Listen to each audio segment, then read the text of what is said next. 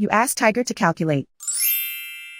This deals with linear inequalities with one unknown. The final result is x equal or smaller than 3. Let's solve it step by step. Group all constants on the right side of the inequality. Add 3 to both sides.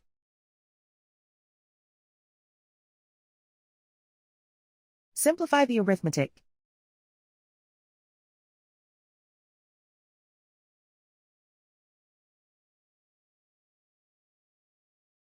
Isolate the x. Divide both sides by 5.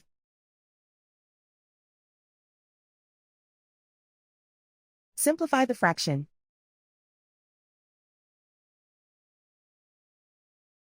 Find the greatest common factor of the numerator and denominator.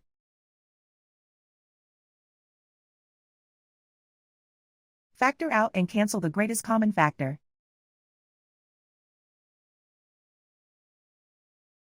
Plot the solution on a coordinate grid. And so the final result is x equal or smaller than 3.